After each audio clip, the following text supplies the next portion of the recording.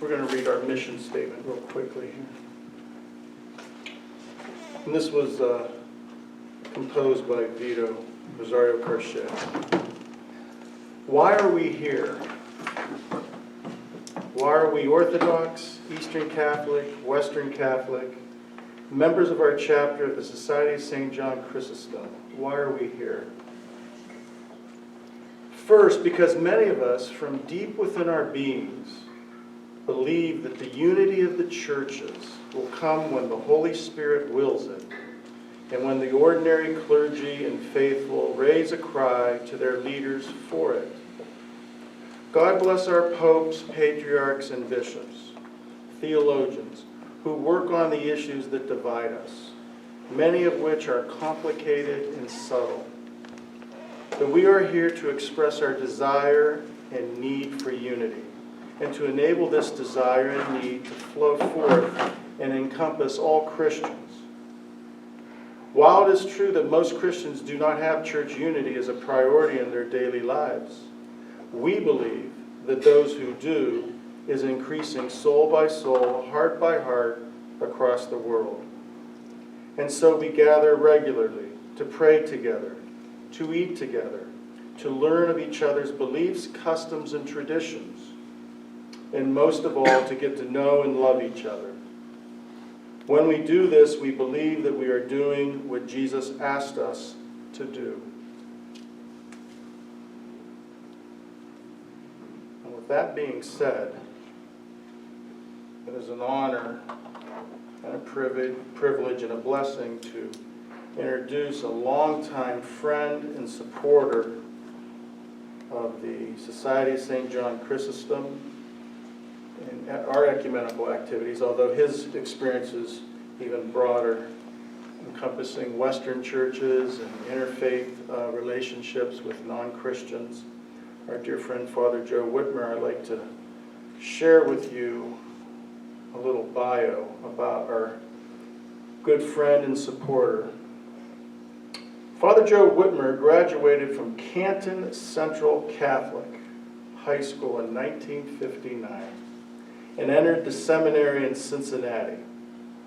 He was ordained in 1967 by Bishop James Malone.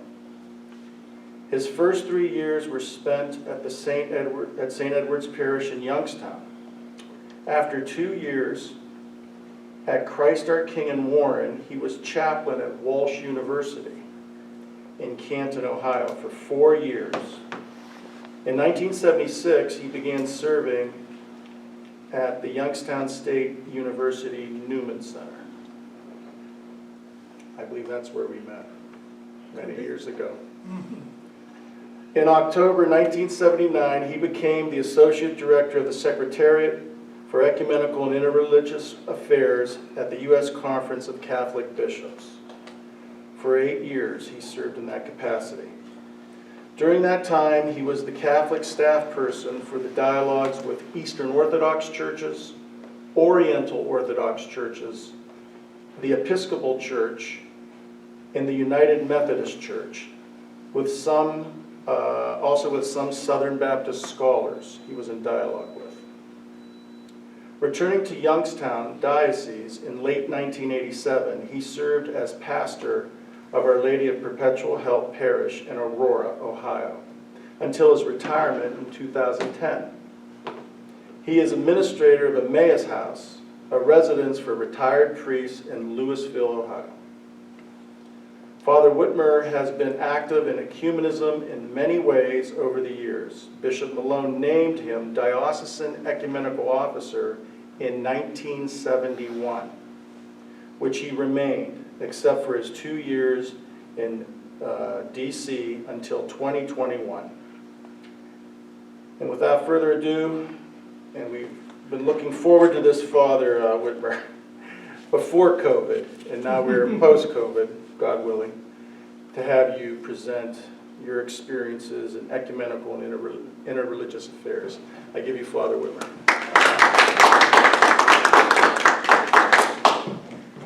Thank you, Rick.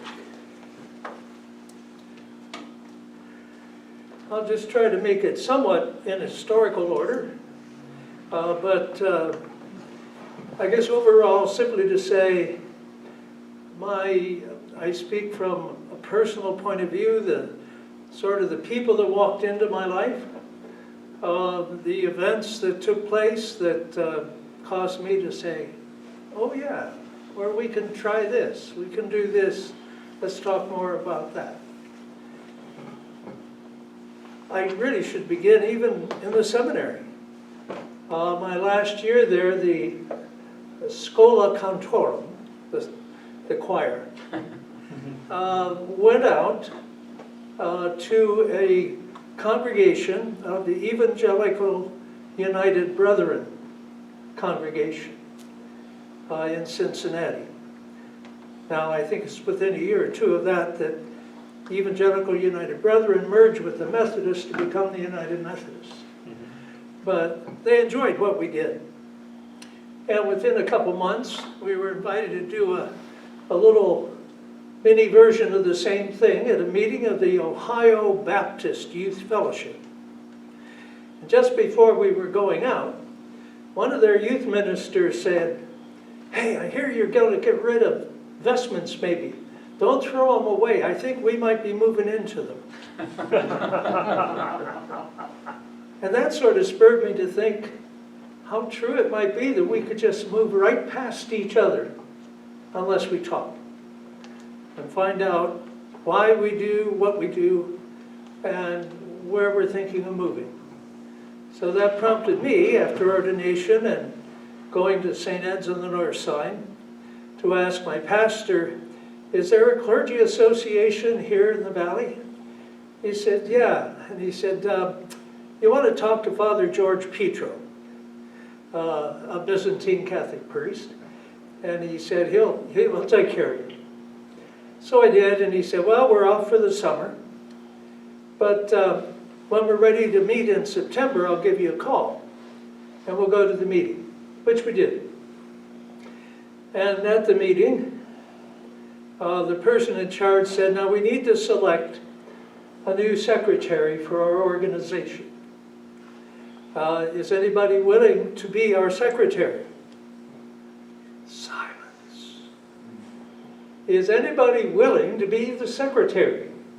Silence. Finally I said, well, what's a secretary do? And he said, well, secretary sends out postcards to the membership that says when and where we're going to meet the next time and what's going to be the focus of our discussion.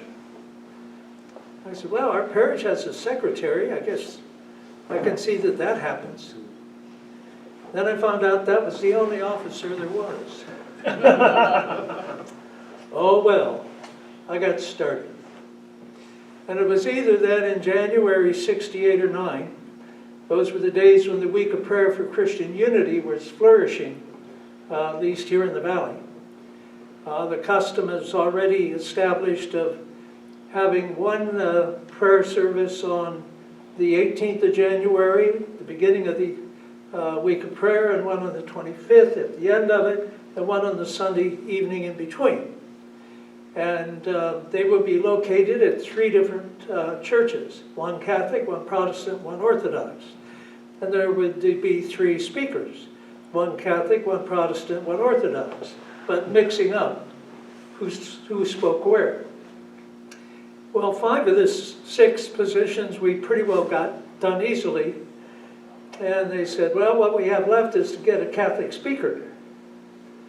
I said, They said, why don't you do it? You know, I say, I am too young. They said, you can do it. I said, well, okay. So I did. And at the end of it, I had to call the vindicator who didn't send a reporter, but they asked somebody to call and give some quotable quotes for an article, which I did. And I was preaching at Third Baptist Church, as you may know, an African-American Baptist congregation, still in existence off of Glenwood.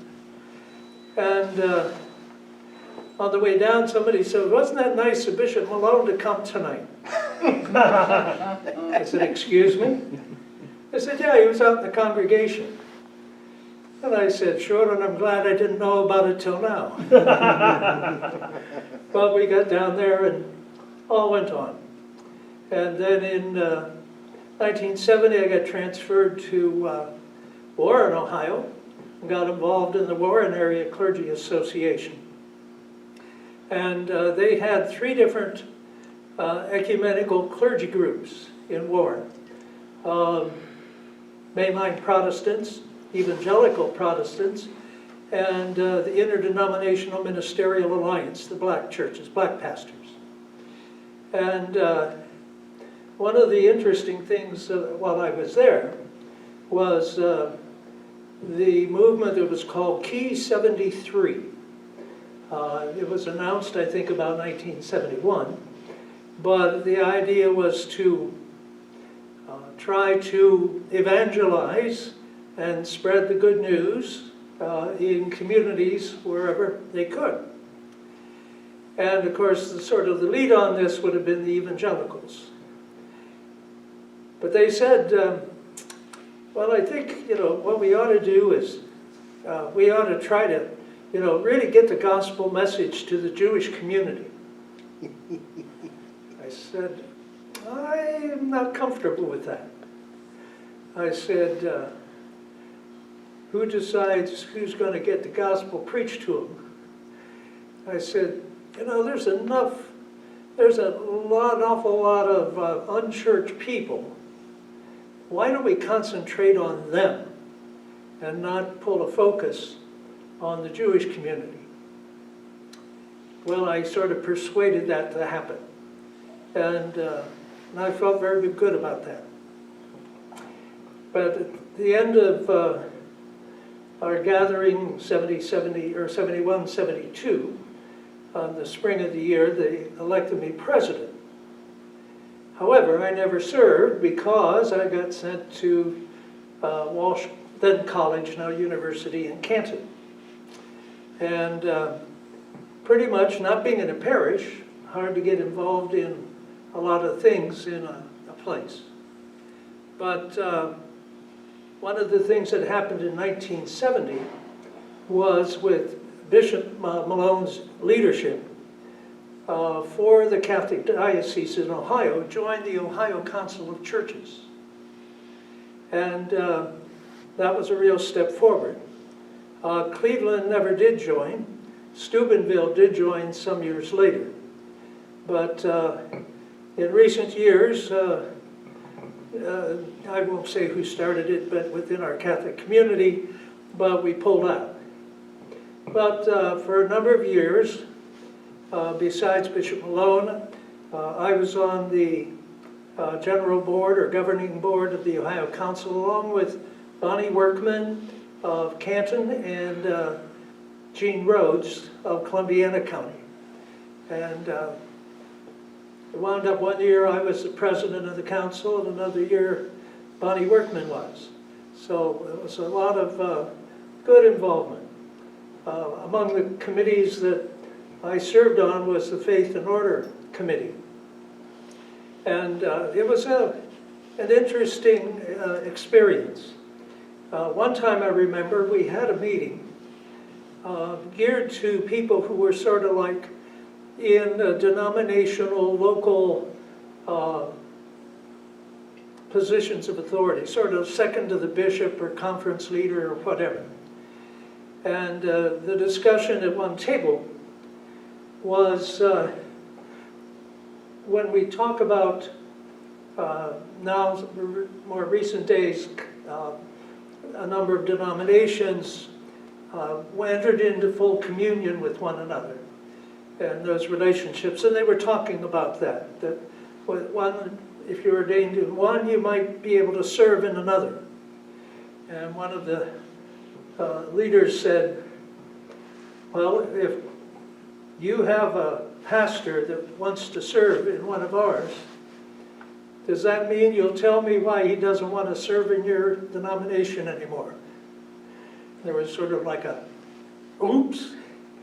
And they sort of said, well, that is a point, isn't it?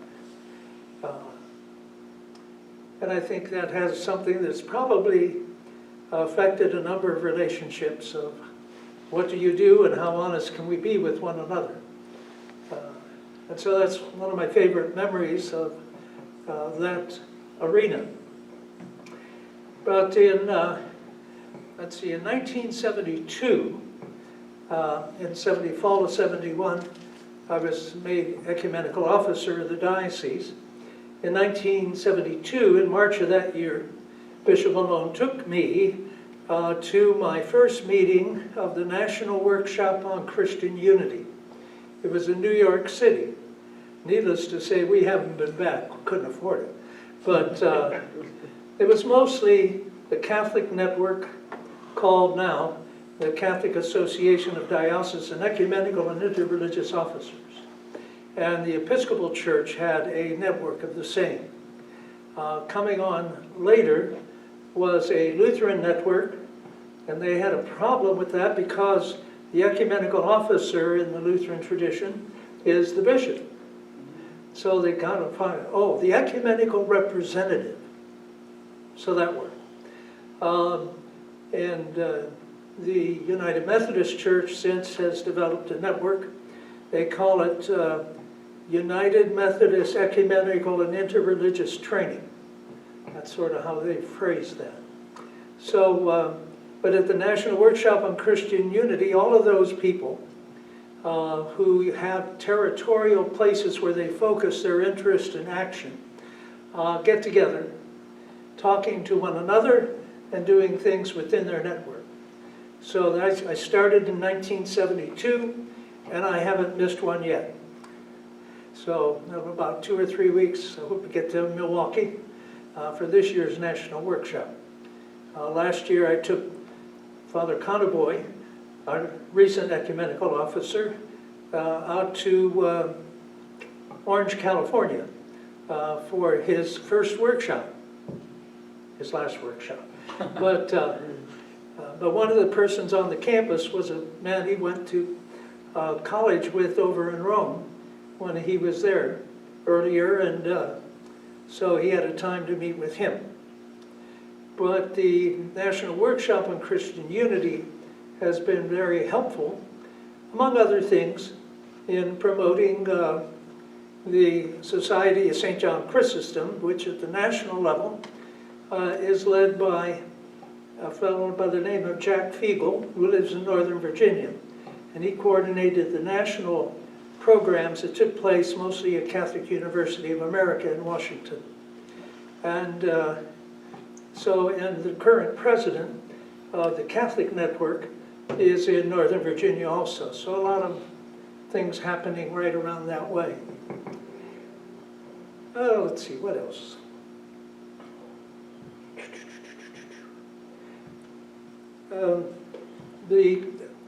One of the things happened in '73 at my second workshop, National Workshop on Christian Unity, and the meeting of the board of the Catholic network. They said, well, we have in Region 6, Michigan and Ohio. And we had said, well, we'll take 3 years, an ecumenical officer from Michigan will be on, the next 3 years, somebody from Ohio. Well, in '73, they elected a then priest, the ecumenical officer of Detroit, Michigan, as the president. And they said, well, now that we have a Michigan guy as an officer, why don't you in Ohio pick one to be on the board for the thing? And so I got picked. So I started going to those with a lot more interest in what could be worked out, what can happen. And it's been an exciting time over those years. And my involvement there is what led me, I guess, to get the invitation to come to Washington and be the associate in the Office of Ecumenical and Interreligious Affairs. I remember going down to be interviewed by staff, and they said, well, if you come down here, one of the things you'll be doing is working with Orthodox. How do you feel about that? And I said, in all honesty, I said, well, I know there's landmines buried out there. Don't know where they all are, but I know they're out there. They said, that's a good place to start. And that's been a real joy in my life, doing that. A special one was in the dialogue with the Oriental Orthodox. I remember the first meeting, one of the Catholic scholars at a break said, do you know who you're sitting next to? I said, I know he's not Roman. You could tell by the way he dressed. And he said, he's the man to whom the Bedouin youth went in 1947 with the Qumran scrolls. And he said he gave him a coin for each scroll he brought. Now 47 and 48 was the War of Independence, shall we say, of the state of Israel. So he had to smuggle them out of Israel and come over to the United States. And even at the time we were there, his cathedral was more or less a private home in Hoboken, New Jersey. But it's just sort of like the different Orthodox churches were at different levels of enculturation in the United States. And we all know that as we are standing here in an ethnic parish of the Catholic variety, and we've had that in many of our traditions. But he did a lot, and others too, of introducing me to their reality. I did get an opportunity later on to attend the 100th anniversary of the Armenian genocide. And the Armenian Orthodox are one of the Oriental Orthodox churches. For those who are not familiar with that, there's the Armenian Church, the Coptic Church, Egypt, the Ethiopian Orthodox Church, the Eritrean Orthodox Church, and there's one in Syria, I believe, one expression. Those are the ones that come to mind. I think I got them all, but I may not. But having them, as it were, in a sense, welcoming them to living out their faith in our country was a delightful opportunity. And the Armenian Cathedral in the United States is only about 6 or 7 blocks from the United Nations. And we had a service there at one, I think when the Week of Prayer for Christian Unity was there, and that was a delightful opportunity to see them. While I was in Washington also, I was sort of an official representative to the part of the National Council of Churches called CORLI, Commission on Regional and Local Ecumenism, which in a sense is an ecumenical way of the 18 or so churches that, or the number of churches in the National Council of Churches, how those people can try to get together, talk, try to develop things that they can take home or bring from home to the life of the National Council of Churches. And in doing that, we met at different places, had different opportunities. And one of the people that was the chair back in those days was Joan, was it Brown? Yeah, trying to think. But her daughter was the mayor of Cleveland for a while, but she was from this area. But an excellent and enjoyable woman who tried to bring us along. But there's been a challenge at that level of ecumenical interaction, as we know we have in many local areas. In the days when I was at Youngstown State University, we had on campus what was called cooperative campus ministry. And we, the then pastor at the Christian church right here on campus, it's now the university bought it out, but she coordinated, also was a staff person for cooperative campus ministry. And we had a number of us pastors trying to deal with a lot of things. If you can imagine, back in the late 70s, there was one dormitory at YSU. Kilcawley was the only one. So things have moved along a lot, and different expressions of campus ministry are each trying to make things happen in their own bailiwick and help people become more mature in their faith and action, hopefully, and cooperation. But those were good days. Then I went to Aurora, Ohio, after my years there. Interesting town, Aurora. We had eight churches. Now, interesting group of churches. Listen to this. There was a community church. The second oldest community church in the city was Mennonite. The Lutheran church was Missouri Synod. The Baptist church was Southern Baptist related. An independent evangelical church, and United Methodist and Catholic. No Presbyterian church. So many that we see around here were not there. But an Assembly of God. We had a very good clergy association.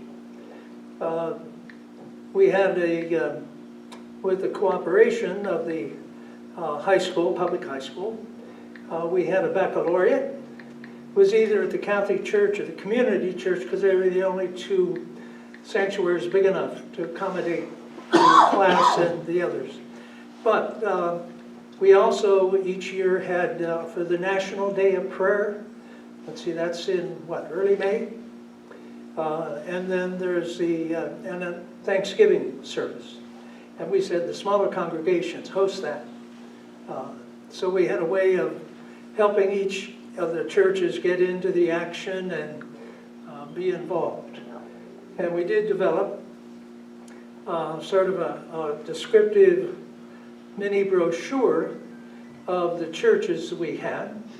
And we sort of gave it to one another and made that available to people who moved into the area so they could find out a place to call home.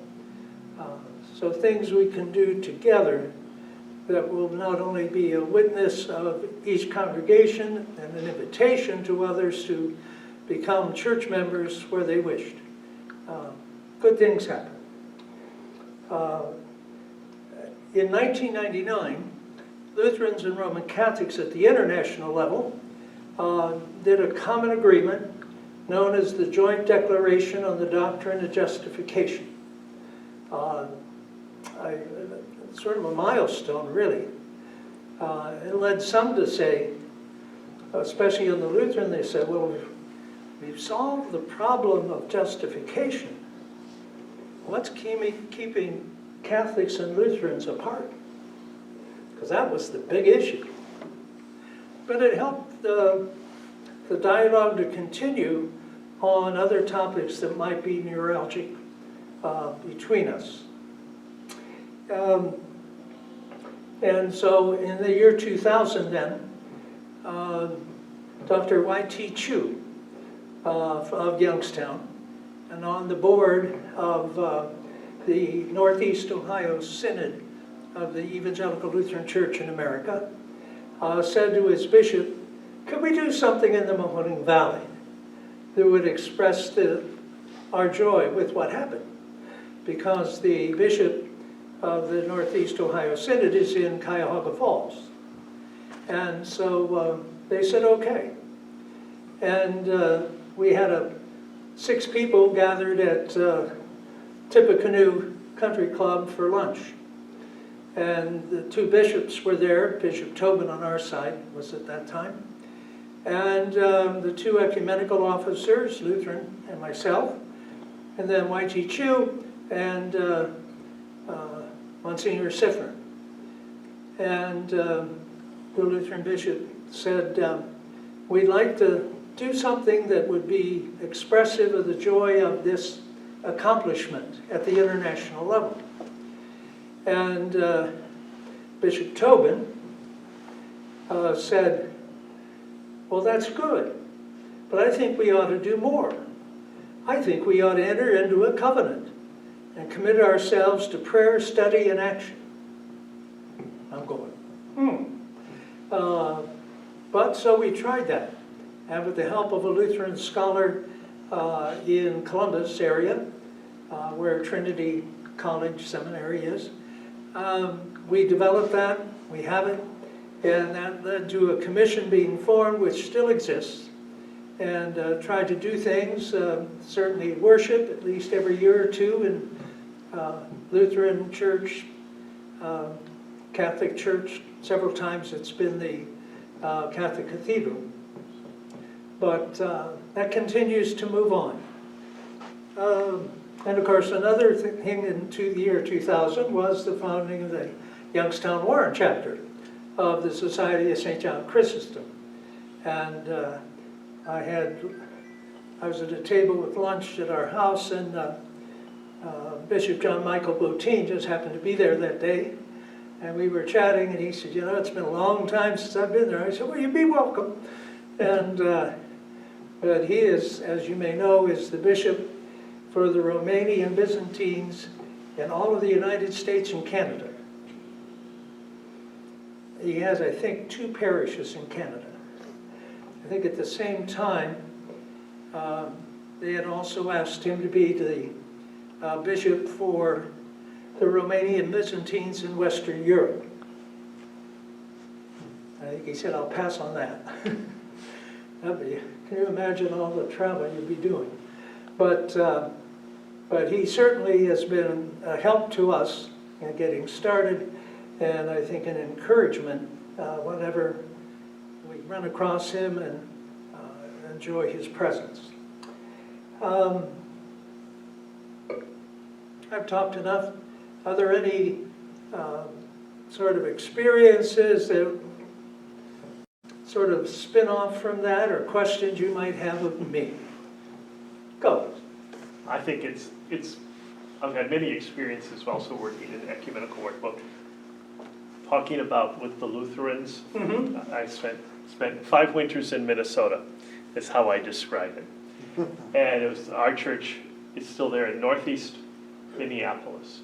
And when the first Gulf War began, and if you remember, President George H.W. Bush asked for communities to gather together and pray. And it happened to be the day that we had our ministerial association meeting. And so we said, well, let's do something. You know, we can all get together, you know, this Sunday, give us, you know, a few days, and do it on Sunday, and, you know, pray for peace and everything.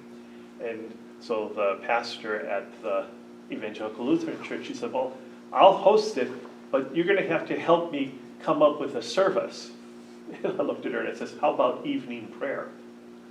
And she says, well, I'll have to write it up. I says, it's on page 432 of the green book that you have in your church.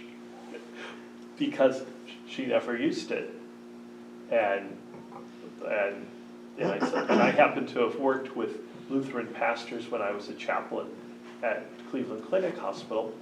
And so part of what I did was doing the Protestant communion service in the psychiatric ward.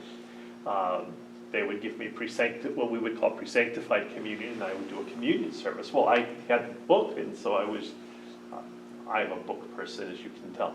And so I had read through it, and so I knew where it was. I said, it's real easy. I says, I'll bring the incense. And we can, you know, introduce to one another their own tradition. Well, that they ignore. That they ignore. It could be the individual pastor. It could be the whole synod, whatever.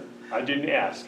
There you go. But we found the book says we don't have to come up with anything. It has all the prayers we need. Father, may I question the Father here? Yeah. When you say communion service for the Protestant. Yeah. So this wasn't consecrated by a Catholic or Orthodox priest. No. This was their bread and or wine Yes. provided by the hospital or by Well, whatever. by the Lutheran pastors who served as the principal Protestant chaplains. Okay. I basically just did the service of the word and distributed it as a deacon. That's it. So, but I did the same thing for Catholics. I took the pre-sanctified gifts from the Roman Catholics and in a separate service did that in the same unit. There was an interesting, That's Father, ecumenism. you may have been there years ago at Poland Presbyterian Church. I don't know the genesis of it, but I found out about it and I attended. Somebody put together a service.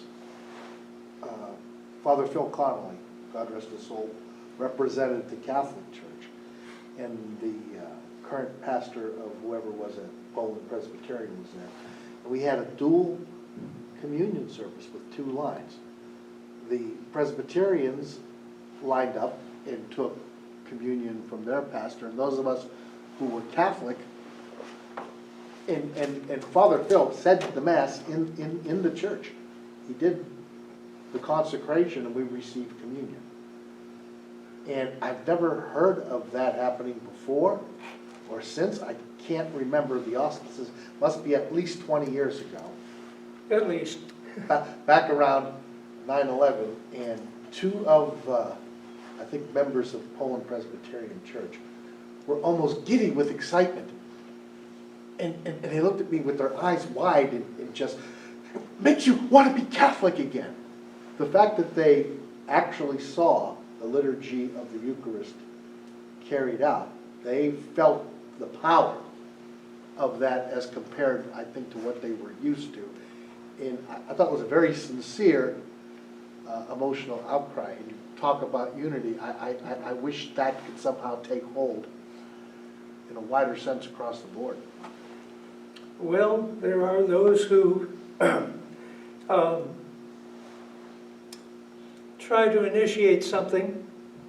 I think a lot of times in ecumenism, what happens especially on local level, I don't even mean diocesan level, people try something. It's sort of like running up the flag and see who salutes it. Sometimes they do, but sometimes they don't. And depending on who the leaders are, when they find out it happens, Do you think something like that could get permission to take place today? Or could a pastor decide to do something like that on his own?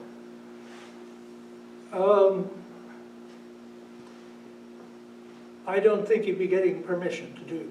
Okay. You'd have to ask for forgiveness. So if he did do it, it would have been on his own, not with any official, I would think so. yeah, okay. No? Joe, thank you very much for the overview and your personal experience. My memory says that during Pope Benedict's tenure, that he brought a path for the Anglicans or the Episcopalians in this country to keep some of their traditions, Yeah. to begin to walk with the Catholic Church for those who were disgruntled with what was happening within their own division. Have you followed that progress at all? And where is it? Well, I remember being at an ecumenical meeting at Assumption College in Worcester, Massachusetts. And Cardinal Willibrams was there. Wow. And my boss, who wasn't there, was back in DC, called. And he said, we just got word that they're going to announce this day after tomorrow. We're not sure that the Cardinal knows it's going to happen. Would you get in touch with Father John Rodano, his companion from Rome, Right. whether he knows? Well, I did, and he didn't know. Uh-oh. So he just happened to have to go to a meeting the next day in New York City. But I came back the next day. But I did take the opportunity to get one of the Episcopalian scholars part of the ecumenical dialogue with Catholics. And I said, I want you to hear this from me, because at least you're going to know it's going to happen. Catholics don't know about it yet either, but I want you to know. And he was very upset. Wow. I mean, flip the sign. If another church started a special grouping of former Roman Catholic priests who wanted to be Episcopalians, I don't think we'd be jumping for joy. But there's a lot of former Roman Catholic priests that are Episcopalian priests. Well, here's the story. At that time, shortly after the event happened, the national ecumenical officer of the Episcopal Church was asked how he felt about it. And he said, well, let's just say there's many more former Roman Catholics that are Episcopalians than are going to be the other way. So I'd be hard pressed to comment. So, got to deal with it. It's tough. One of the things that are happening now, of course, with some leaders in the ecumenical movement at the national level, I remember one time said to me, you Catholics, just when we're getting the dogmatic issues settled, you inject these other things. And I said, well, we didn't change. You did. Like ordination of women, approval of abortion, approval of officiating at gay marriages or ordaining active gay persons. I said, we haven't changed. Some would like to, I think, within our denomination, but we haven't changed. You did. So just understand it. Be patient with us. Don't get all upset with us. And as you may know, in the United Methodist Church, several years ago at their worldwide gathering of Methodists, which gathering took place in Africa, where Methodists had sent many missionaries over the last decades, and very successfully, thank you. And they taught what Methodists believe and what they practice. And this issue of ordination of active gay clergy and or officiating at weddings between two gays or lesbians. And the majority of the worldwide gathering said no. Go forward a year and a half or so later, the United Methodist Church in this country voted yes. And as I understand, this is from people at the congregational level, that within this calendar year, Methodist congregations each have to decide whether they're going to stay part of the United Methodist Church or become part of what's being called the Global Methodist Church. So God bless them. I mean, nobody deserves to go through all that. It's painful for all of us. But being sensitive and just sort of keeping track of that would be good. Thank you. Father Witmer, last night we were at a meeting online, we were talking, and it came up, Father Mel Rusnak, when you were pastor at St. Cyril Methodius Church right around the corner, you and Father Rohan did somewhat of a pulpit exchange, and then we had a nice meal. I remember eating the chicken, it was very delicious. It was very good. Pierogies. The Slovak ladies know how to cook. I mean, it was very good. But besides that, it was a wonderful thing. You went to Father Rohan's church in Liberty, and he came to St. Cyril Methodius. And I don't know, was that under Bishop Malone or was that under Bishop Tobin? I forget how long ago that was. Well, remember they also clarified that they spoke after the service was over. Right. It was not during the time of the sermon following the scripture readings. So that's what was said at the meeting. Right. Is this being taped? Yes. Yes. I don't remember. My Well, I'm glad- stepmother did. Well, I mean, that is acceptable. I mean, the problem is if it's liturgically expanding on the gospel and inviting people to reaffirm their faith in what they just heard in their tradition. Yeah, And so interesting. you didn't do that, you did it at the end of the liturgy. And so liturgically, it was not the problem that would have been if it I was the other believe case. it was, yeah.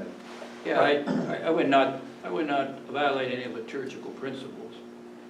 Thank you. Good. Great. Backing up just a little bit, Rich, you might be able to comment on this.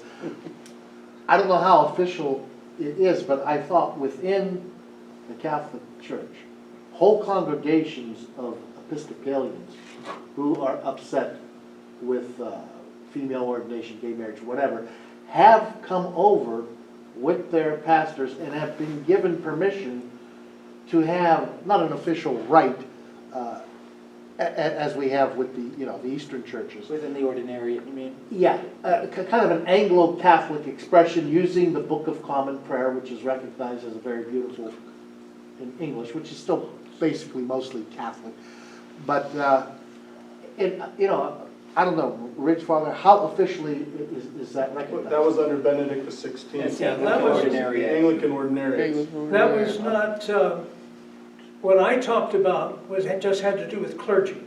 Okay, yeah. And so That that was was the pastoral position. That was the pastoral Pastoral provision. provision. Larry, Pastoral provisions. Larry Ossing from Orlando, Florida, I think it was. And another guy who was the lead on the side of the ones who became Catholic in dealing with the pastors who were following him, them, whatever. I think he was for a while pastor at Hilton Head or Kiowa Island or one of those. So, but then later on, like you say, even that permission, but we always said in our ecumenical office, that isn't ecumenism. No. That's accommodation of people who have difficulty and want to maintain the faith, as it were. Yeah, they've professed over, they're Catholic now. Right, but I mean, it's not a way of trying to heal the division between Catholics and Episcopalians. But maybe a symbol to say, look, what does Catholic mean? Whether it's us or our Orthodox brethren, it always was supposed to be, the culture of where the faith takes root helps form it. That's why we have different rites, liturgies, law, even variations in theology, not faith, but theology. Like I know several between the Maronite and the Latin Church, but it's supposed to be universal. So it's not like a cookie cutter one size. Baskin Robbins has 32 flavors, and the Catholic Church has 24. And Mench's has 50 kinds of hamburgers, whatever.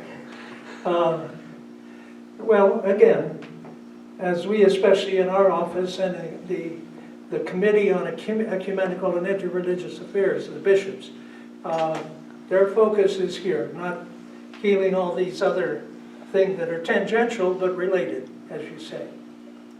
But that is not the style of advancing the cause of ecumenism forward. But for me, and I've expressed frustration with this, and I'm going to sound like a chauvinist pig, why are our bishops meeting with female bishops? Why are they meeting with them? Yes, I mean, we should be spending the time, as this organization is dedicated to, with our Orthodox brethren. We still share so much more. Even the alleged theological differences have been politicized over the centuries. These can be negotiated. Rich did a whole thesis on it. It's possible.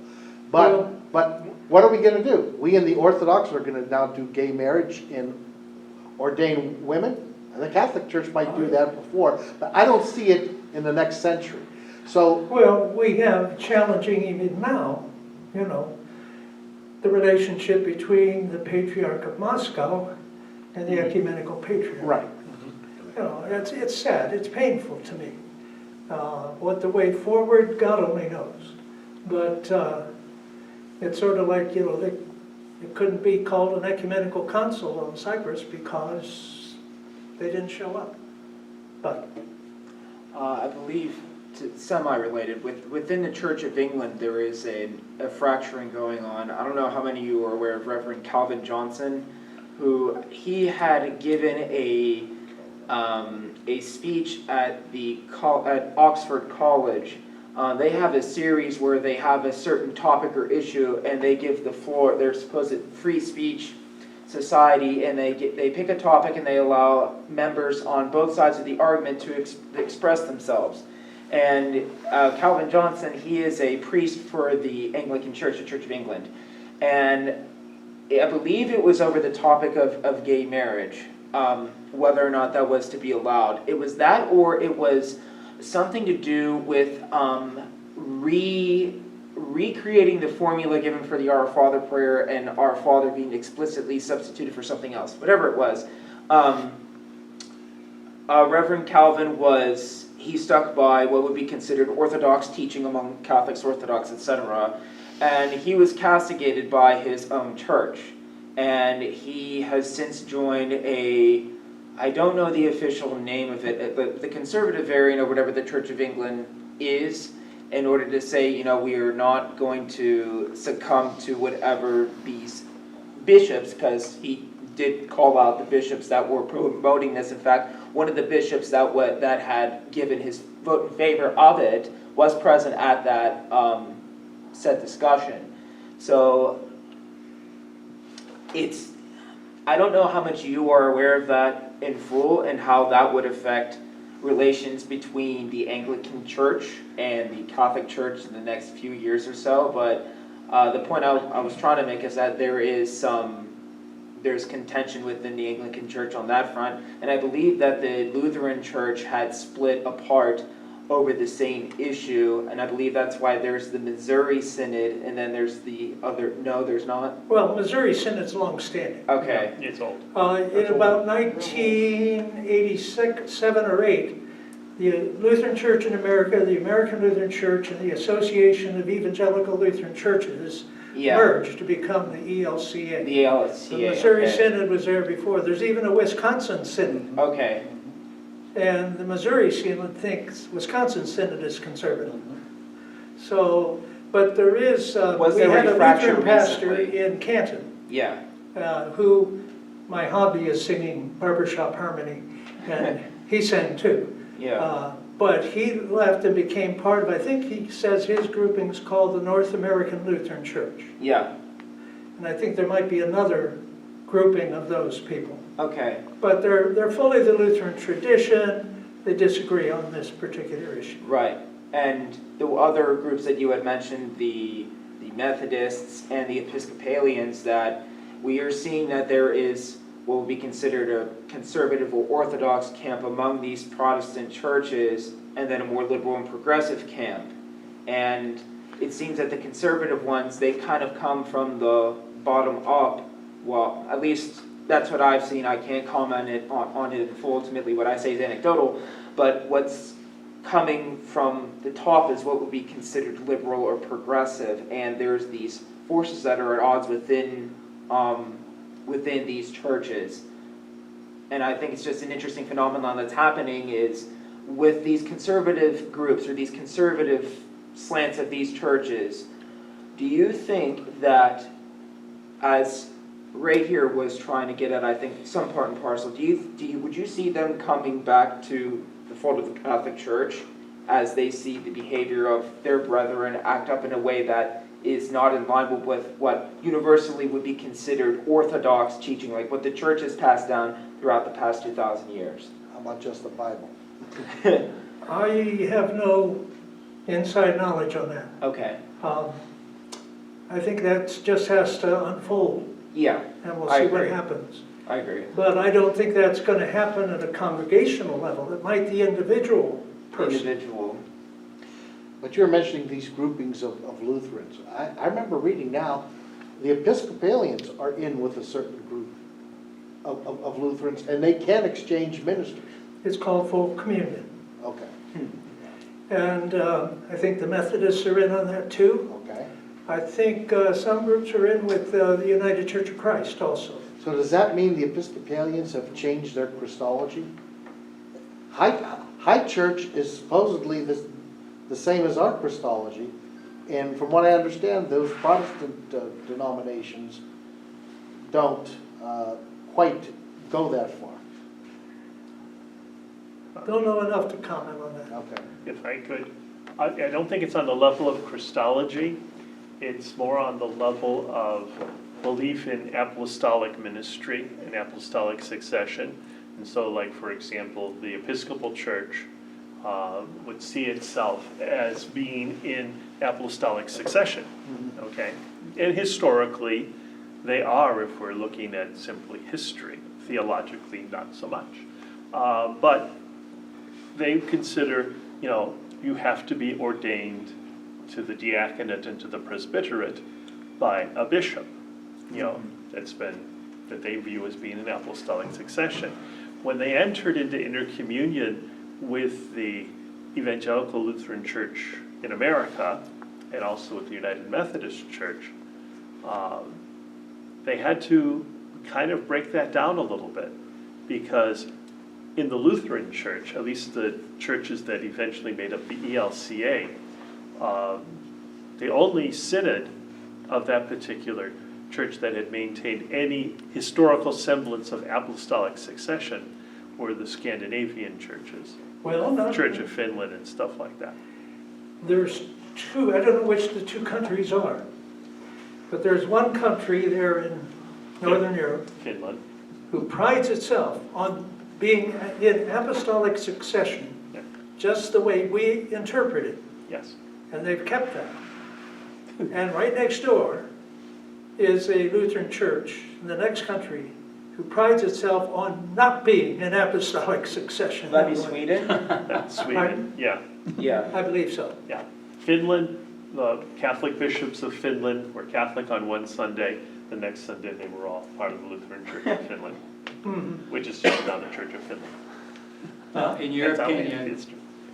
of the two issues, number one, common celebration of the date of Easter. Number two, the primacy of Peter. What do you feel is possible or most likely to happen in our lifetime? Well, as you may have already read, and thanks to Rich and all, 2 years from now, Easter will be on the same day, East and West, in 2025. And it will be the 1700th anniversary Correct. of the Council of Nicaea. And at the Council of Nicaea, they decided how to calculate Easter.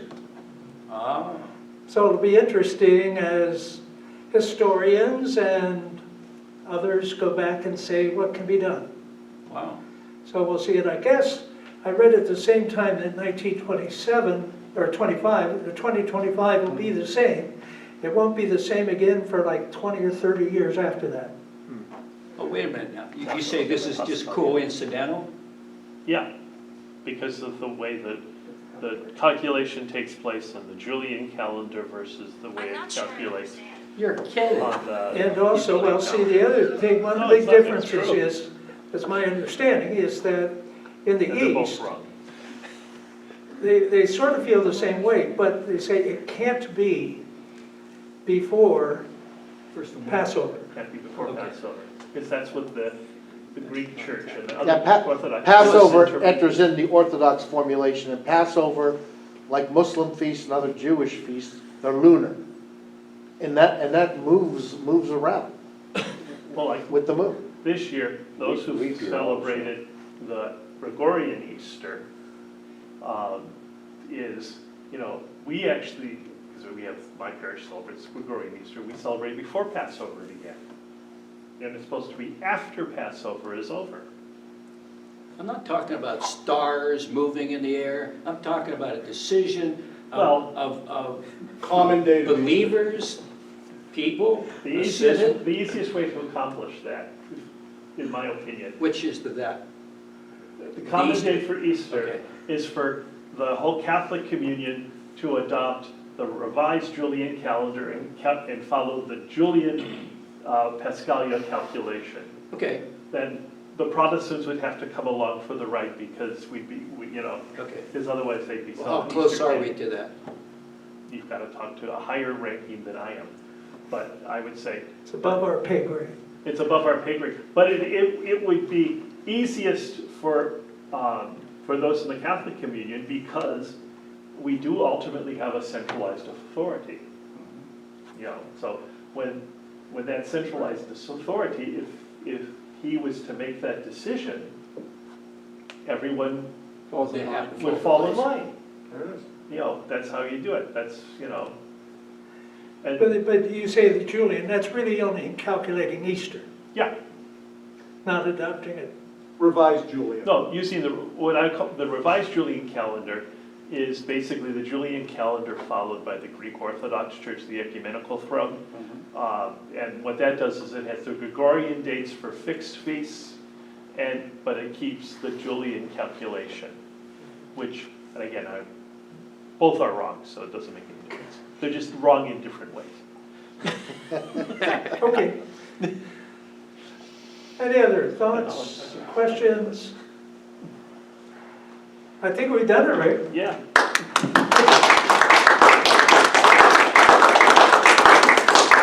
Thank you, Father Joe.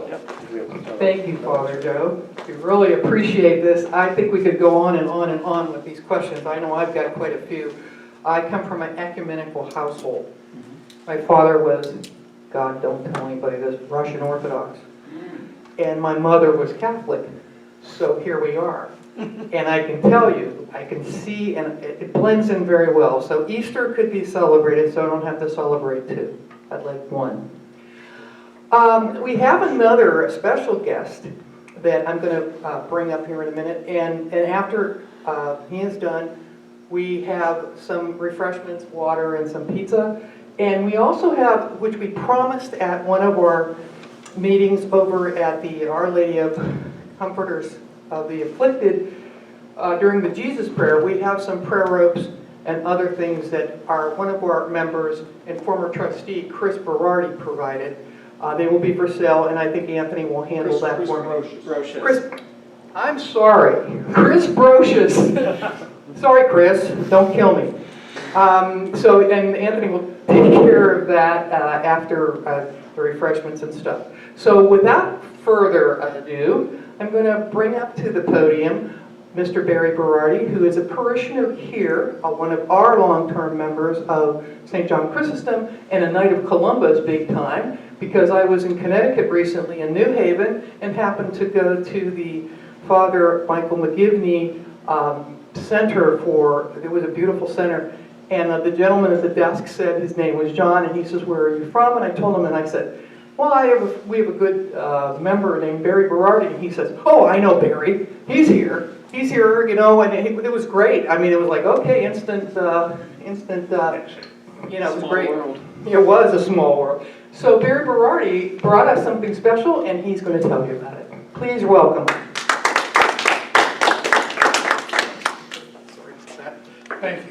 Thank you. Yes, I'm a parishioner here, no question. I'm Roman Catholic, started out as such. And I'm going to say probably about 1984, I tripped into the great Maronite National Shrine in North Jackson.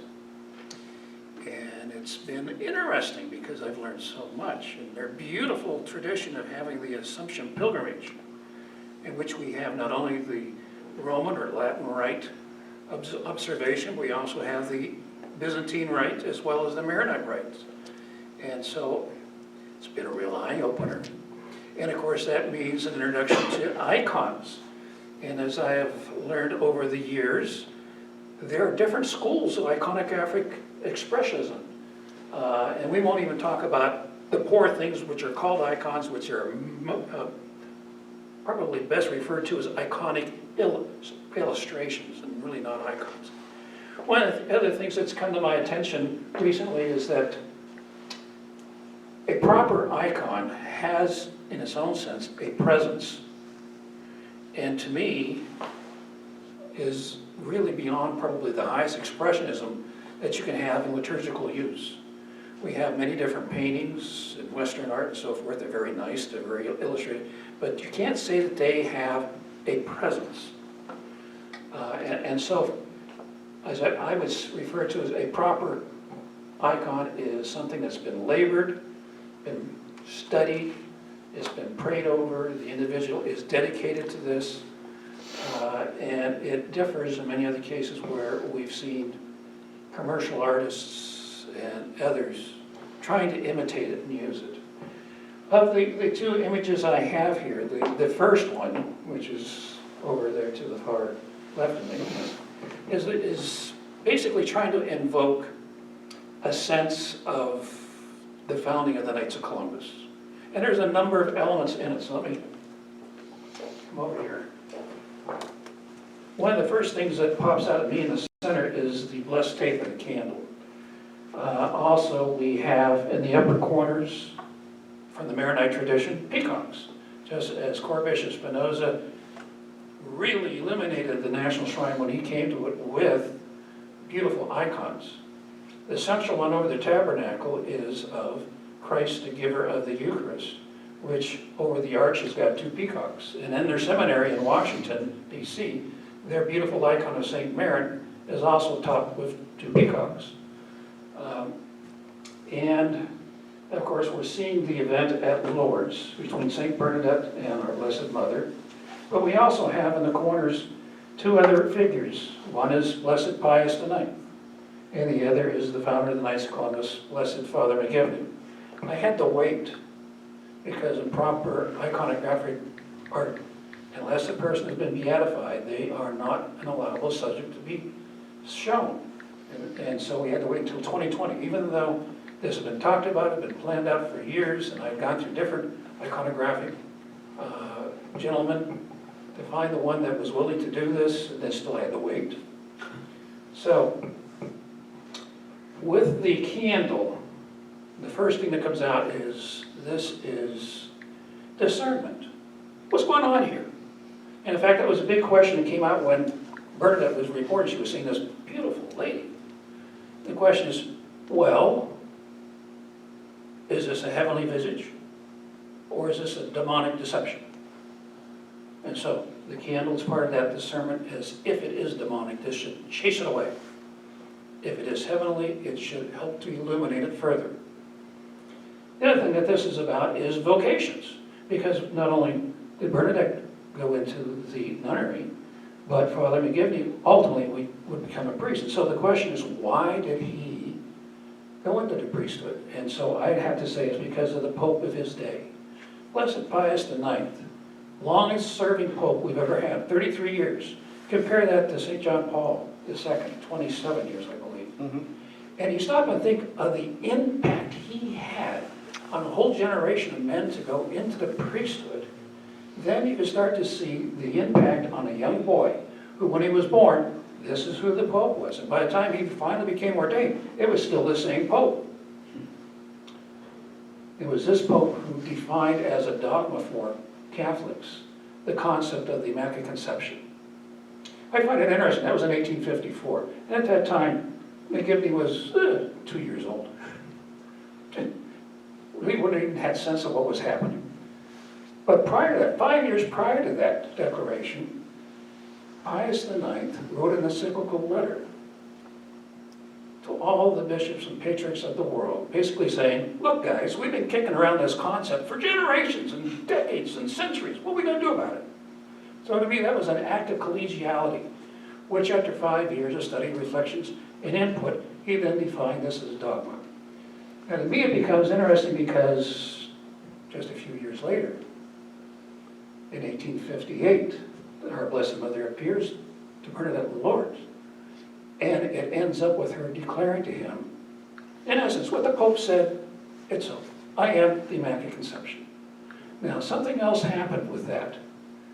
This little boy is now 6 years of age. He's aware of what's going on.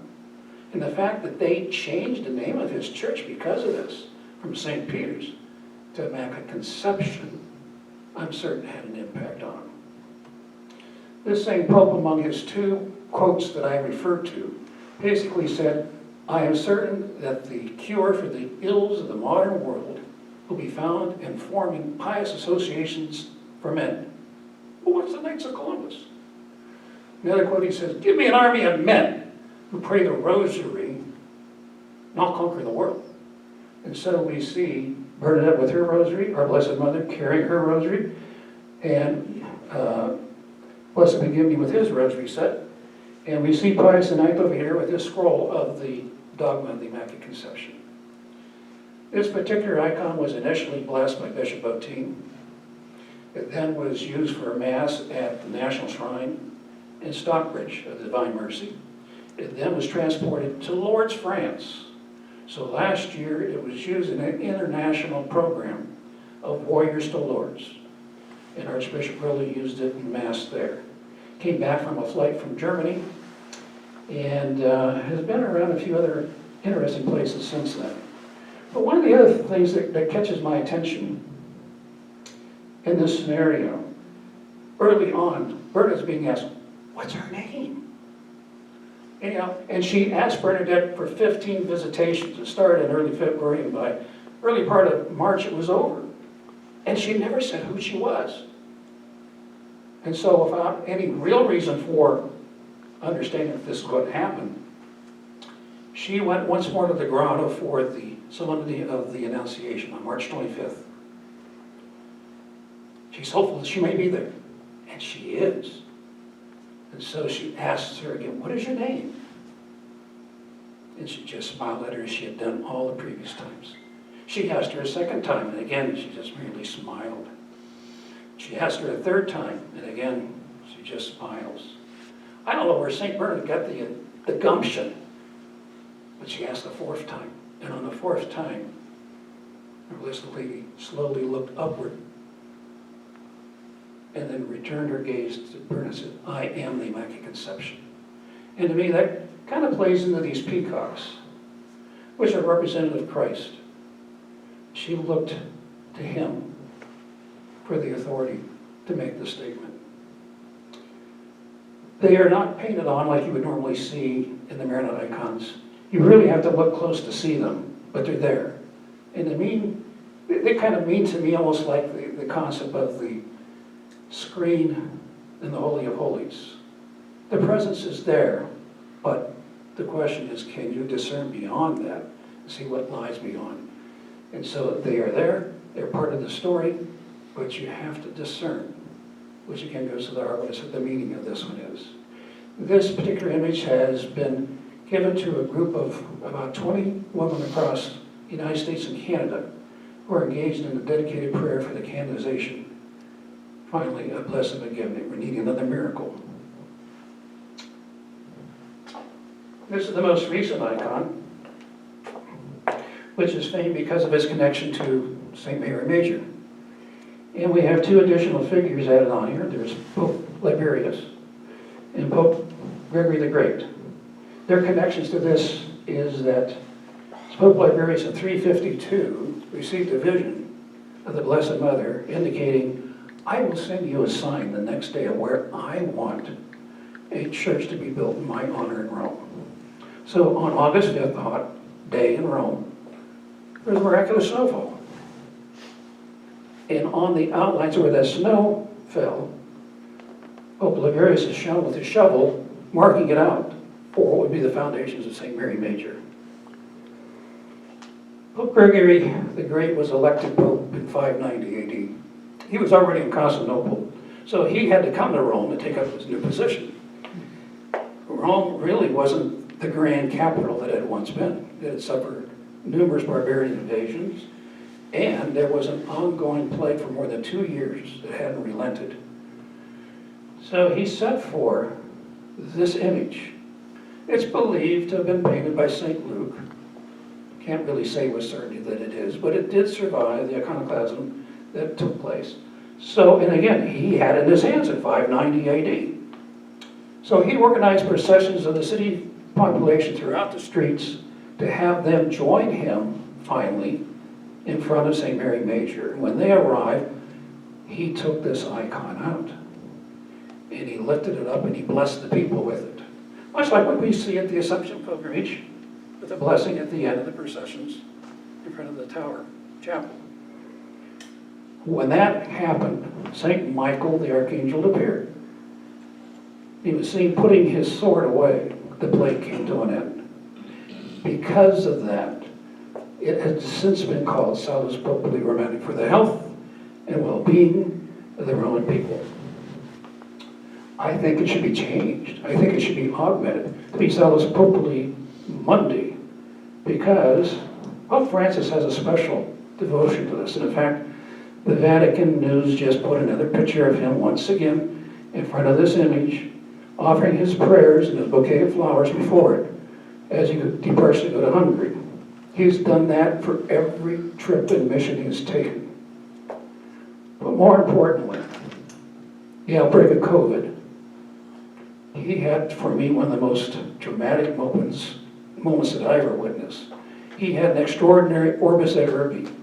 And it was on March 27th, 2020. He had this image brought and placed in front of St. Peter's. And in the dark, he was out in the great square.